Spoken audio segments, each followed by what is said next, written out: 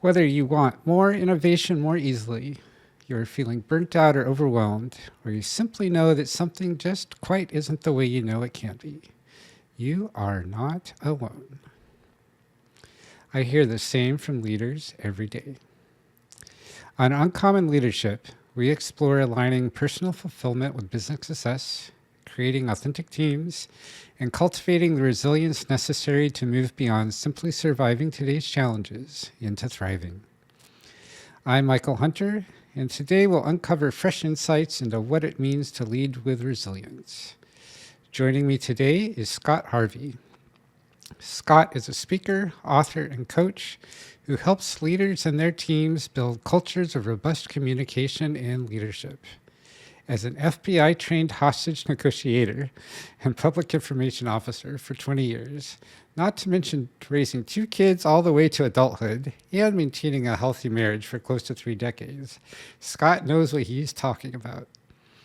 His book, Silence Kills, is chock full of assistance in developing communication that works in even super stressful situations. Welcome, Scott. Thank you so much. I'm excited to be here. I am so looking forward to this conversation.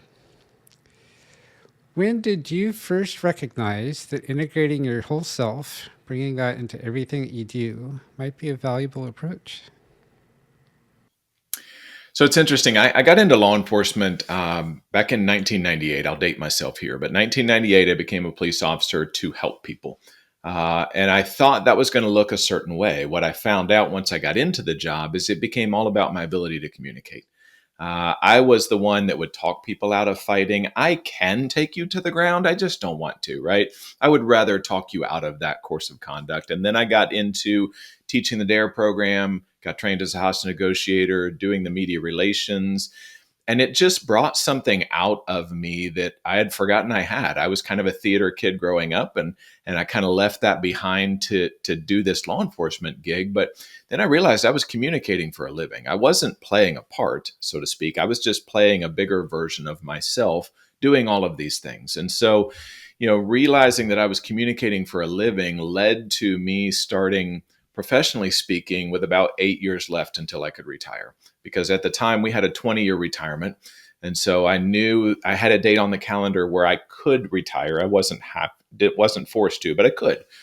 But I realized at 43 years old, when I was eligible to retire, the public pension is not going to support my family for what we need. And so I started speaking with 8 years left. And started taking vacation time from the police department to do both jobs, and just brought that speaking ship closer to the dock so that I could step onto it when that retirement date became available.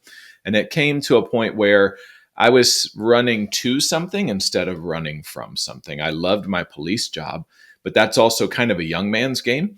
And I was not a young man much anymore when I was looking at retirement. And this speaking gig was something that I could do for the rest of my life. And it was just the next level of kind of what I was doing for the police department already. What is it about communication that speaks to you so deeply? I think it's interesting, Michael. I had the luxury of growing up in the 80s and 90s where 90% of our communication was either face to face or it was on an old school telephone that was attached to the wall, right? There was no digital communication. That wasn't an option. And so, because I grew up that way, it just became something that I became good at. And today, one of the things that I see that organizations ask me to do more times than not, actually, is to come in and tell their younger employees. I'm a big fan of this upcoming generation, but to tell their younger employees, yeah, they do have to pick up the phone and call people because they're like, I can send an email, I can send a text. That's easier for everybody. I'm like, you can, but they won't connect with you that way. I learned growing up that you connect when you can see people's facial expressions or when you can hear the tone in their voice. And so when we do conversations like you and I are doing now, where we can see each other's facial expressions, Michael, we have a much better conversation than if we were texting back and forth. You can pick up the nuance in my nonverbals, in my tone. I just think communication is something that you could do and practice your whole life and never master. You just get better and better at it. Or you can do like some of the underperforming younger people are doing today and decide not to do it, except digitally. And they are going to put a ceiling on their career. And so, in order to help them bust through that ceiling, I train them to have the confidence to have the type of conversations that will actually make them more successful in their job. Because we do business with people we like, know, and trust.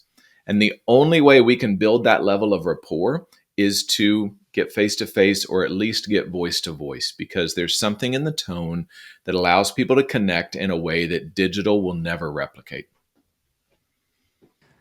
Lots of us spend lots of time talking with people over Zoom, in person, over the phone. What was it? What was different about the way you talked, or the environment you were talking in, or the way you were brought up, that was a training ground for you versus a just a thing that you did and you weren't gaining mastery as you went? Yeah, I think it's like anything. We can't. John Acuff, who's a friend of mine, he's an author and a speaker. He says, "Stop comparing your middle to someone else's end." Like, we want to look at somebody that's on a stage somewhere that's giving a talk and think, "I could never be that." Well, not today, because you never stepped on a stage. But today, you could have a conversation with somebody on the bus on the way home. Or you could have a conversation with the person who takes your order at the coffee shop and ask them a question or two about themselves. It starts with those little baby steps. And once you start doing that and becoming confident in speaking with people, then you just get in front of the room to lead the meeting and you're speaking with a couple more people. And then next thing you know, you're maybe on a stage if you like it. If you don't like it, that's fine. But every time we get better at communication, we can level up our job. Because the people who are not great communicators, they don't necessarily want to level up, or they sit there mad about the fact that nobody's asking them to level up because they're not great communicators. So communication is something that is key to anything that you're doing. I don't care what your job is. Becoming a better communicator will make you better at it. So are you saying then that you weren't especially studying communication? You just did a whole lot of it, and that became a study in its own.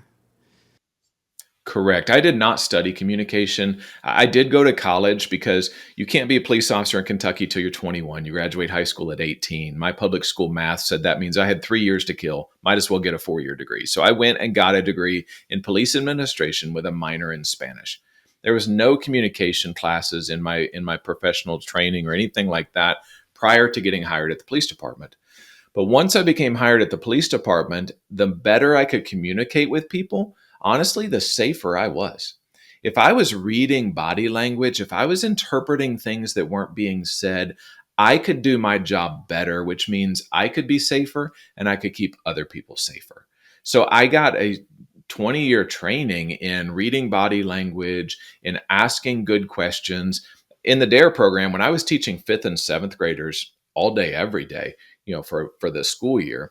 I was on patrol some of the other days, but when I was teaching fifth and seventh graders, I learned very quickly, if I'm getting quizzical looks back from them, if they're looking kind of like a German Shepherd and you're holding a treat and they give you that head tilt and everything, if they're looking at you weird, you have to replay what you just said because maybe you didn't say it in a way that they could understand. So that taught me to read the audience, read the room, see if they're tracking with me. When you're leading a meeting, when you're communicating with a group, you should be looking for people nodding their heads. You should be looking for people smiling, laughing at appropriate times. If you don't see that, it means you're not connecting. And so communication is a give and take. And so we've got to, with no intentional training on my part, it was training on the streets. It was training in the D.A.R.E classroom. It was training in front of a camera, giving media releases to the local news. It was those types of on the job training. And then I got trained as a hostage negotiator, and it just kicked this up to the next level. It just made me realize that I can actually talk somebody out of ending their life or making a bad situation worse.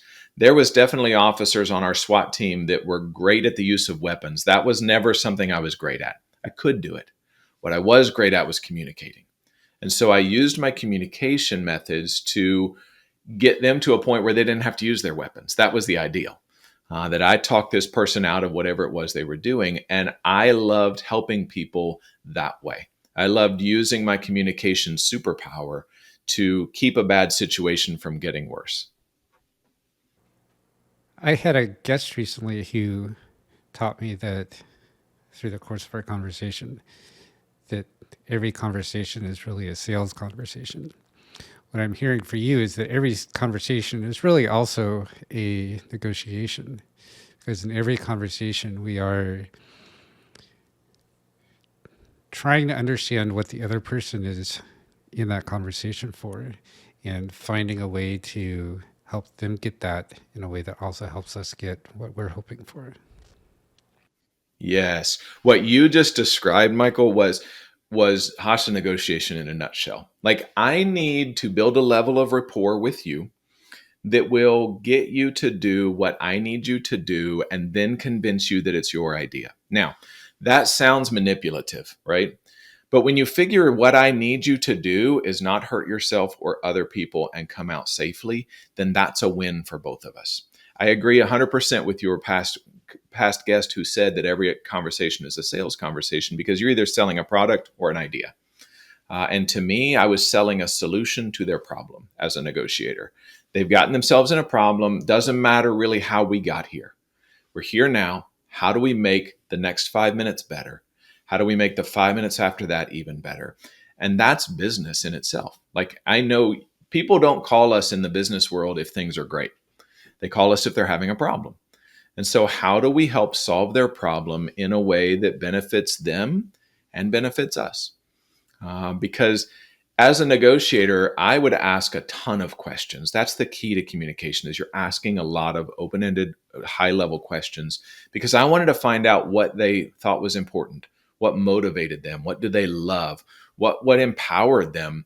And then we would craft a solution to their problem that allows them to check as many of those boxes as possible so that I know, let's say that their kids are important to them. When this is all said and done, I will make sure you get a chance to talk to your kids. Or your kids can see you made a mistake and then you fixed it moving forward. And I can be sure and let them know that dad may not have wanted this to happen, but once he realized he was in a jam, he did everything he could to fix it. You know, those are the type of solutions to problems that speak to things that we value.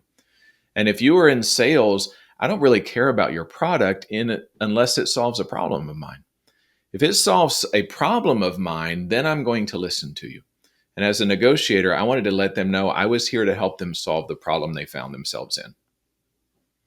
So when you were making that cold call effectively, Yeah. how did you, and in the communications that you have now as you're talking with someone that you've just met, how do you, hmm in such a short amount of time, get to know who the person is, understand what they're really looking for so that you can help them find a way out of the situation they're in, whether that's a hostage negotiation or this meeting that just went really poorly or asking someone out on a Yeah. date?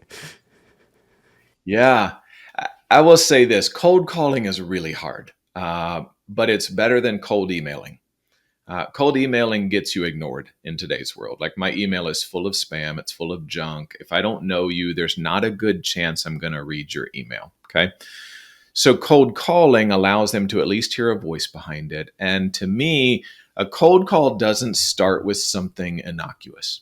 It doesn't start with, "Hey, how are you today?" Because I know immediately that this is a cold call, and I just listen to it differently.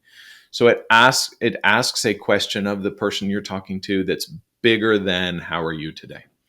You know, you might even call and say, "Hey, I called you because John thought you would benefit greatly from what I helped him do." You know, I generally try to avoid cold calling. I like referrals because then I can say, you know, Michael suggested I reach out to you because I was really able to help him with this problem and he thought it'd be beneficial to you too. And then I start asking them about what they do and that kind of stuff. And that at least bridges the gap. It's not necessarily cold. If you don't have a mutual connection, you know what? I was training sales managers the other day and they told me their biggest problem was X. Is that something you guys struggle with at your organization? And if they say yes, then I say, well, here's how I was able to help them. Do you think this would be beneficial for you? I'm not going to tell him I'm going to help him. Do you think this would be beneficial for you and your team? If he says no, listen, if I can ever help you with anything else, I'd love to do that. I'm going to send you my contact information in a follow up email. But if he says yes or she says yes, then we start talking about what their problems are, because their problems are similar to the last place I was, but they're not exactly the same. And so by asking them about their specific problems, we can say, here's some solutions we might try with your team. Pretty certain they're going to work for you. And then we just go from there. But if there's some kind of a warm lead, that's best. If not a warm lead, then somebody you were helping who was just like them recently. I was in a conversation with this sales manager. They told me this was a problem. Do you guys struggle with this? If they say no, how did you solve it? Because he was struggling with it. I'd love to know what you did to solve this problem so that we can at least keep the conversation going a little bit. And I might learn something from this new contact that I can use to help the next contact.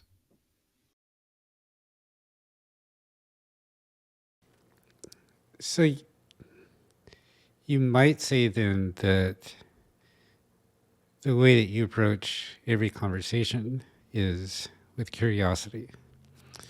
And whatever else is hoped to come out of the conversation, it's all coming from a stance of curiosity. I'm here to help. I'm not here to inflict. And I'm here to listen, not talk. Yeah. One of the things I wrote about in the book, because it's so key to communication today, is I tell people I never, as a negotiator, I never talked somebody into doing anything. I listened them into it. I would ask appropriate questions. I would gather that information like I've already talked about, and I would use that to craft a solution. Today, we've got to be asking more questions, and then we've got to listen to the responses. That doesn't mean a survey monkey that you send me. That means something that you're calling me and asking me questions about my business, asking me, and not asking leading questions, but asking something like, what is something you're struggling with today? Don't call them and say, I know you're struggling with communication, so here's where we can help with that. What's your biggest struggle today? And the beauty of a question like that is if I'm not the best person to solve that problem, there's a good chance I have somebody in my contact information system or my CRM that could help them solve this problem. And so I can say, you know what? I'm a communication guy. That's what I specialize in. You're having an ops problem. I got a really good friend who does ops fantastically. Can I make an introduction between you two? Because then if I'm the introducer of these two awesome people and let them go be awesome together, that's going to build me some goodwill. And somebody might contact them the next week and say, I'm having a communication problem at my company. Do you know anybody? And they're like, I know Scott Harvey. He connected me with John over here who helped me solve this ops problem. You need to talk to Scott. And I didn't even help person A, but person A knew person B. When person B asked person A for a communication person, my name came up. So yeah, I think, being a good listener to what their problems are, plugging them into the right people is most of the things we need to focus on today. As you're working with all these individuals and companies and teams, how do you help them build cultures where they all feel safe and empowered to bring their unique talents into everything they do, just as you've brought your love of communication and curiosity into everything that you do? That's a great question. And the best way I know how to answer it, the reason my book is called Silence Kills is because silence kills relationships, silence kills culture. I tell people all the time, if you show me a husband and wife who are no longer communicating, their divorce is pending, right? It's just coming because they've shut down communication. When we stop communicating, things go bad very quickly. So in an organization, one of the things that I see that stops communication is honestly very healthy teams.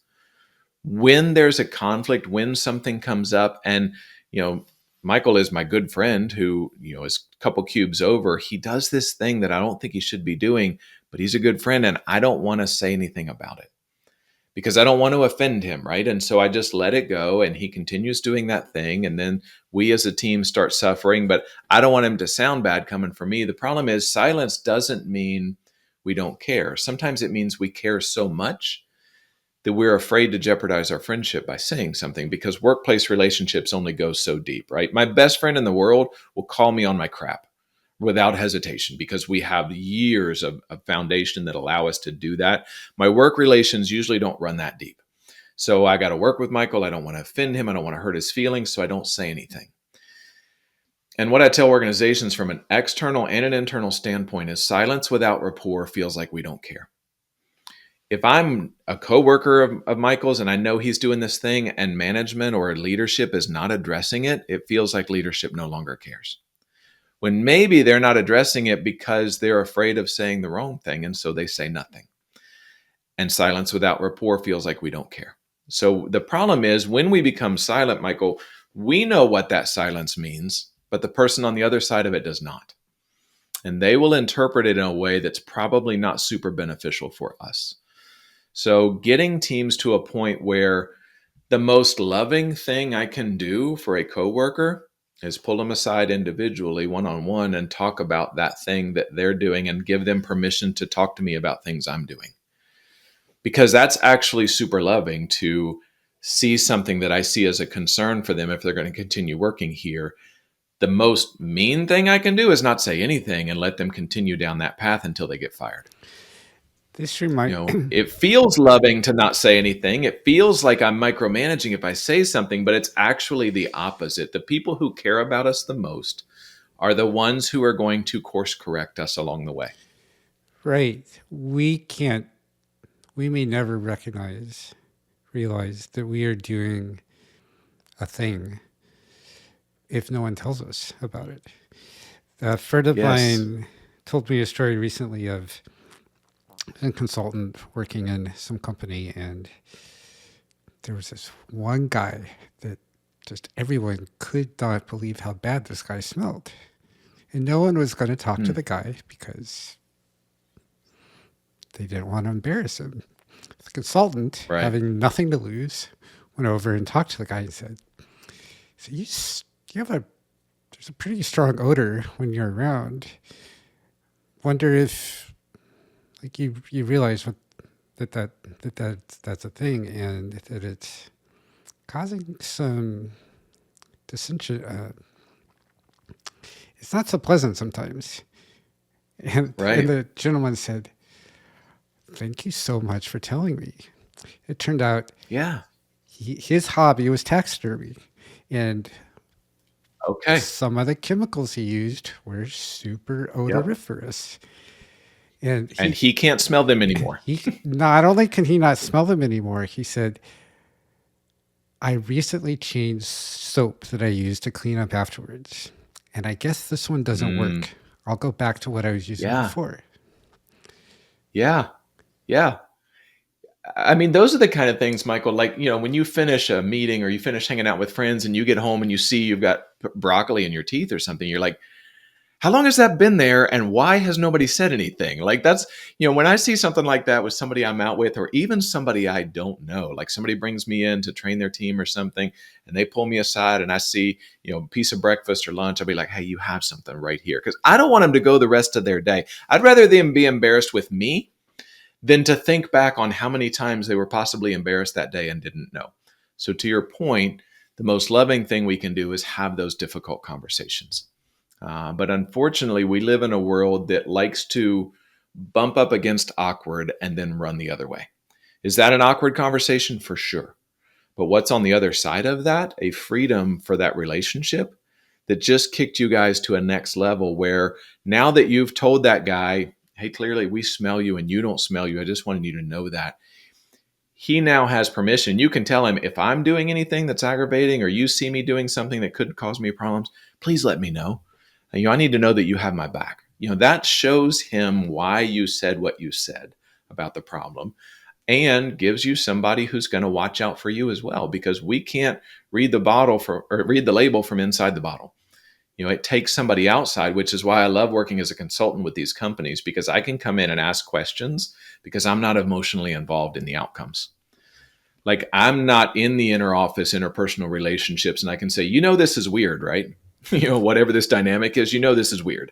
And sometimes I tell companies, this is weird that they brought me in to train. Most companies don't invest in communication training until they have a problem. So this is weird. You work at a weird place. But I can call those things out because I don't work there.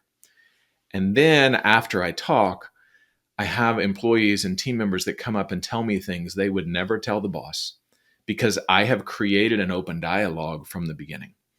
And they'll tell me things that I can then anonymously pass on to the leadership and say, here's some things I heard from your team that probably we need to address. The act of giving someone permission to give you feedback, is that a useful way for in these situations where I'm afraid to embarrass you, or I'm afraid to embarrass myself by telling you something that might embarrass you? Yeah, Is that a useful it way to is. And start? I tell people, yeah, there's a great way to start, and it's just calling it out in the beginning. Obviously, this is a one-on-one conversation. I tell people all the time: praise in public, correct and coach in private. Like, don't coach in front of the whole team. Don't correct in front of the whole team. So, ask somebody to come individually, take them to coffee, meet in the office, something like that, and say, "This has the potential to be an awkward conversation." I'm just going to throw that out there. But in order for us to be our best, I need to talk about this thing. I want you to be successful here. In order for you to be successful, we need you to do X, whatever X is, right? And right now, you're just not doing that. And so I think calling it out in the beginning to say, this is going to be awkward. I'm not trying to offend you. Honestly, I'm a huge fan of you. I want you to be successful here. In order for you to be successful, we need to make sure we're doing this. And this is from a leadership standpoint. This wouldn't be peer to peer. This would be from a leadership standpoint. But oftentimes, from what I've found, it's the leaders who are afraid to have these conversations because they don't want to have to replace this person if they leave. They don't want it to be awkward every day in the office when they see them. Just call it out in the beginning and say, man, this has the potential to be awkward. But I care too much about you to not have this conversation. And if you ever need anything from me, you come let me know. Right? You've given them permission to come in, talk to you about problems they're having because you cared enough to have an awkward conversation with them. And nobody has told them this thing before. And so in the moment, they may be sad, they may be hurt, they may be offended. Later, once they've settled down, there's a good chance they're going to come back and say, you know what, I needed to hear that. I wasn't doing my calls like I should have. I wasn't keeping up with my logs like I should have. I appreciate you giving me a chance to correct it. In the moment, they might get defensive because they feel like they're attacked. But later on, once they've settled down, they'll realize you cared enough to course correct them along the way.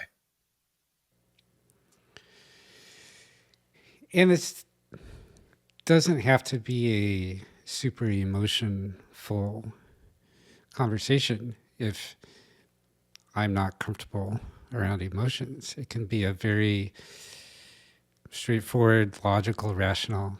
Like, hey, Scott, notice you got some broccoli in your teeth. Knew you wouldn't want to be walking around with that all day. Thought you'd like to know. Yes. Yes.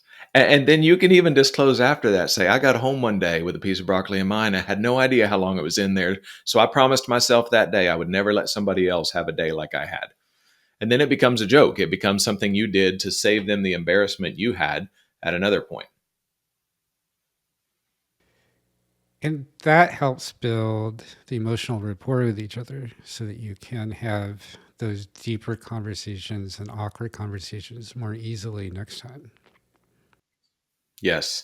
And I tell people all the time, when you're having these deeper, more awkward conversations, there's going to come a point in the conversation where their verbals do not match their nonverbals. For example, you say, how are things going today? And they're like, well, they're fine. I mean, they're fine. Their words are saying they're fine. Their nonverbals are telling you that it's not fine. And when those two things don't match, the truth is always in the nonverbals. It's very easy to fake our words. It's very difficult to fake the nonverbal, the tone, the body language, that kind of stuff.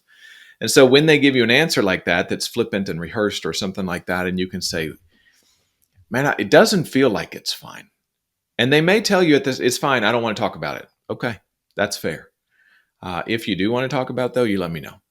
And then you give them some time. And then you come back maybe the next day and check on them. Are things any better today? You don't have to know what the problem is. That you both know there was a problem. You can say, are things any better today? They might give you a yes or no. They might actually tell you what was going on. But you picked up in their nonverbals and you realized that what they were saying was not the truth. They weren't lying to you out of maliciousness. They were lying to you. Maybe they weren't ready to talk about it. Maybe it wasn't a work-based problem and they didn't want to bring that to work, whatever it is. But you've let them know that you care enough to pick up on their nonverbals and realize that they're not as okay as they want the world to seem, just like the rest of us. None of us are okay as we would like the world to believe we are. I like those words. Are things any better today? It's a nice way to show that you care, show that you know that they were hurting yesterday, and that you hope things are turning around without having to get into any of the specifics they may not want to go into. Yeah. Yeah. And if they say no, an easy follow up question is, can I help? What can I do to help? And if they say there's nothing you can do, okay, if there ever is, please don't hesitate to ask. And then you can leave it because not everybody is as comfortable having these conversations as I am. And I'm not going to force them on anybody, but just letting them know, to your point, that I know things are not okay. And if I can help in any way, I want to do that. What is the business value of having all these awkward conversations? Yeah, interesting that you ask this because I've been researching this lately. Because this is one of those things that businesses don't want to invest in. They don't want to invest in communication training because one, they assume people can do it, or two, they think they're going to get some woo woo. There's not going to be any ROI on this or anything. It's just going to be a wasted training session. And what the research pretty consistently tells us is about 18% of your payroll is spent on deciphering miscommunication.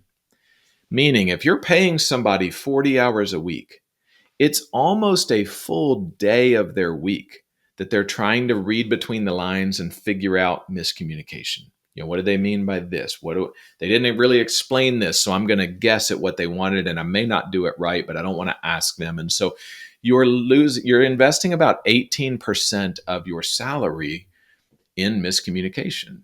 And so if you take that 18% and invest a fraction of it in a training program like I offer, where I come in and train the team, if you invest a fraction of that, let's say you get half of their time back.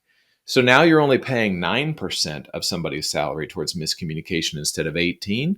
You can pay for these type programs pretty quickly. And so there is a monetary ROI on investing in training communication for your team. That's for the bean counters in your audience that want to know, where's my money on this?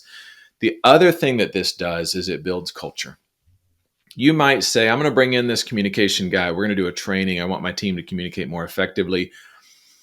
And while you may not monetize the ROI at the end, you may not see that money, you might see it in people that stick around longer, and you're not training new employees all the time, because now this is a place where we can have awkward conversations, where we can not be okay and still be valued, where we feel like my boss actually wants to know if I'm okay. My leader is actually investing in me.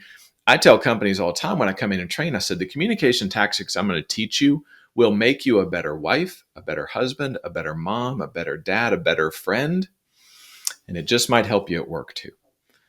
Because if I can make you a better human, then work automatically gets better. But at the end of the day, you were looking for a job when you found this one.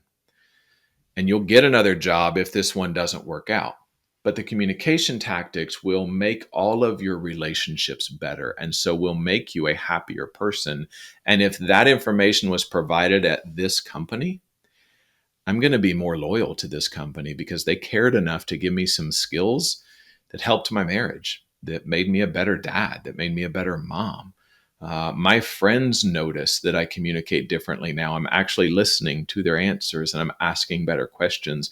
All of that has value that will never be captured on a company spreadsheet. And on top of all of that, just by bringing in Scott Harvey to talk about communication, or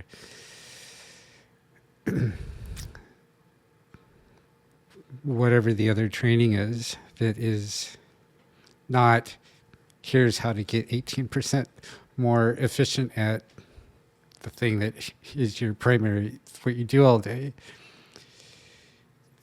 that leader, that company is showing their team, their people, that they want their people to get better at life, not just at what makes the money there. And especially when the topic is things like communication, that leader, that company is saying, I see you as an individual, not just one of my however many employees. And I want you to see you as the amazing, unique individual you are. Yeah. Yeah, there's value in that, and when employees feel like you care, you can pay them less. Now that sounds like a really weird way of saying something, but I've seen people making well into the six figures, multiple six figures at a company, but it's toxic and they're always looking for the next place to be. And I've also seen people making 50 to 60,000 a year who say you couldn't drag me away from this place. I love the people I work with. I love the mission we're on. I love the story we're about. I wish they paid more. There's just not more right now, but I'll stick around until there is more. So company culture trumps pay every day of the week. Absolutely. As you're working with all these people, individuals, teams, companies, you're talking about communication. You're really helping them find their way through all the change, uncertainty, and overwhelm that seems to be more and more what life is these days. What else do you do besides just help them with their communication that helps them through all that? Yeah. So, the main lanes that I try to stay in is communication. I also do conflict resolution training, and I also have a training specific to normalizing the mental health discussion because that's something in a post COVID world we've got to be better at. We've got to make it okay for people to get the help they need, to ask for the help they need. Because I came out of the police world, Michael, and unfortunately, when I was there, we collect a lot of baggage, a lot of crap, a lot of mental stuff that weigh us down. And when an officer asked for help, too many of their colleagues saw that person as damaged goods and were concerned about their safety if they were on a call with them.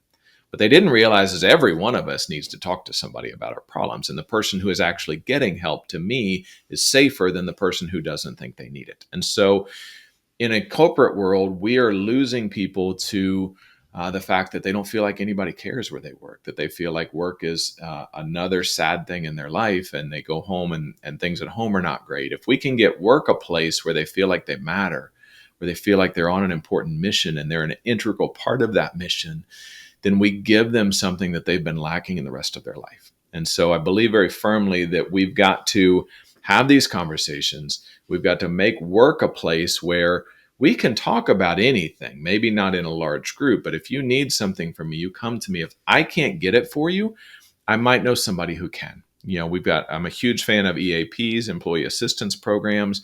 Most companies have those and the employees don't know they exist. Meaning, if I need help with finances for my family or marital counseling or parent counseling, that's available free of charge for me if I just let the EAP that my company has contracted with know I have this need. And it may not even go back to my company that I've asked. Maybe HR knows, maybe not. There's some EAPs where it's blind, somewhere it's not. So, but just letting people know that help exists and it's free of charge, and we want you to be as healthy as you can be. Those are some things we've got to start informing people about. But once again, it goes back to you're a human working with humans, and we all have our problems, and we all are trying to be better tomorrow than we were today. If you need help, it doesn't mean you're weak or can't hack it. It just means today it's your turn. My turn was yesterday, or it's coming tomorrow. Nobody has a point where they don't need help. That sounds like it might be a great intro to practicing some of those awkward conversations.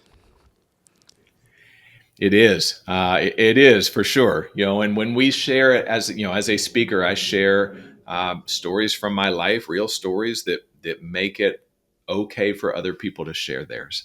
And I can't tell you the people that come up to me after a training and tell me something that not surprises me, but shocks me because I've never even had a conversation with them except in front of their team doing a training. And then they feel like because he shared his thing, I can share with him mine to let him know, hey, you came here today for me because the story you shared was very similar to the one that I've been struggling with. And it's funny, the more we share our stories, the more people come up to us and say, me too. I think that's the most powerful thing that anybody can say after a presentation is that's my problem too. And it's so refreshing to see somebody who's on the other side of that problem. Because I wasn't always a great communicator, Michael. It's something I've practiced at for years and been trained by the FBI to communicate effectively. But it's something that's paid huge dividends for me. And so I want to take that knowledge that I've built over 20 years and distill it into a 90-minute presentation that condenses everything that I took 20 years learning into 90 minutes with handles that somebody can grab and apply immediately when they leave the training. And you've condensed that even further into 5 easy tactics that people can use for communication. I did. Yeah, put that out as a PDF.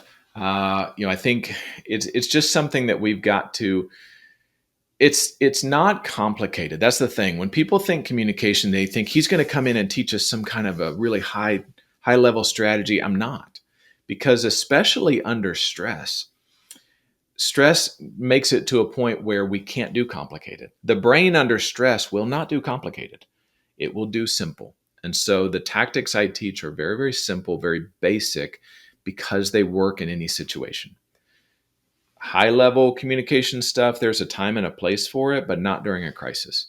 And when you have somebody you're having an awkward conversation with, there's a good chance there's a crisis. And they're not even able to hear some of the communication because of the level of crisis that's going on inside of them. So you have to keep it simple and basic. And that PDF can be available to your audience. I shared that with you, Michael. Feel free to share that in the show notes or something like that. I'd love for people to have that. I will have that in the show notes for sure. And if people love that and or love everything else we've talked about today, would like to ask you questions about better communication, maybe bring you in, have you work with their team, what's the best way for people to learn more, get a hold of you? They can learn more about me at speakingofharvey.com. That's my website. It'll tell them all about what I do and how I do it. Or they can email me directly, Scott at speakingofharvey.com. I respond personally to my emails. My assistant helps with lead gen and that kind of stuff, but I'm still doing my emails. And so if you email Scott at speakingofharvey.com, you'll get me and we'll get to work on your problem. And I'll have all those links in the show notes. Awesome. What, Scott, would you like to leave our audience with today? I think if anything, I'd like to leave the audience with the fact that, you may have come into this podcast thinking I'm not a great communicator, but hopefully you're leaving it realizing it's going to take a little bit of effort on my part. And the best way to get better at something is to do it.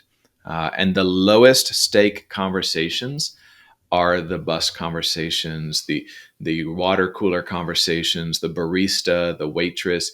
If you can engage people like that in light conversation, it will give you the confidence to go into other conversations better. Even if the waitress or the barista doesn't respond, maybe we asked a bad question. Maybe we were awkward. Maybe we were creepy without meaning to, because these people aren't used to being engaged that way. But that's still something that makes me better. I realized that was not a good question. That was not a good opener. I won't use that a second time. So we've learned something from that awkward conversation that never really happened that will make the next conversation that much easier. So every day we've got to engage in conversations with people we know or don't know so that we can get better for when the crucial conversations come up. And they're just tiny experiments that provide us data. There's no judgment back on us. I love it. Yep. Yep. Thank you, Scott, for joining us today. Thank you so much. It's been awesome. This has been really great.